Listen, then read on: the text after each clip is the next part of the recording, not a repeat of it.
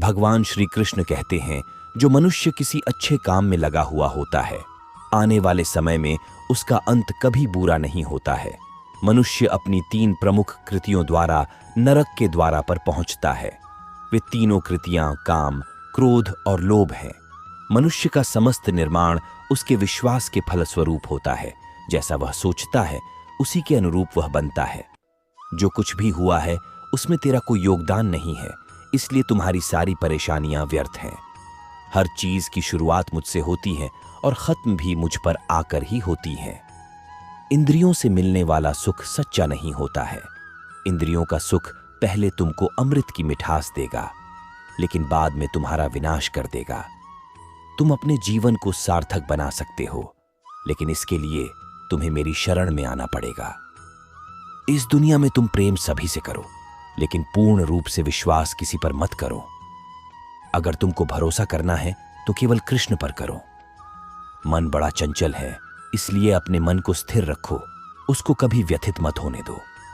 आपने जो कुछ भी किया वह आपके साथ एक दाग की तरह चलेगा, इसलिए अपने कर्म में शुद्धि लाओ। बुरे विचार मन को दुखी और परेशान कर सकते हैं, लेकिन जब आप कृष्ण में विश्वास करते हैं तो कृष्ण स्वयं आपकी सब परेशानियां दूर करने आते हैं। जब तुम शुरुआत करोगे तो स्वाभाविक रूप से तुमको असफलता मिल सकती है। कई बार तुमको गिरना भी पड़ सकता है, लेकिन इसका मतलब यह नहीं होना चाहिए कि तुम उस काम को करना छोड़ दो। एक समय आएगा जब तुम परिपूर्ण हो जाओगे और तुम्हारे सभी काम सफल हो जाएंगे। इस काम में मैं हमेशा तुम्हारे साथ खड़ा रहूंगा। मैं तुम्हारे हर छोटे बड़े कर्म में साथ दूंगा। तुम्हारा जो दिल करे उसको करो, लेकिन नम्रता और सरलता के साथ करना, अहंकार के साथ नहीं। इस धरती पर आने के बाद आपका मुख्य उद्देश्य यहां से मुक्त होना है।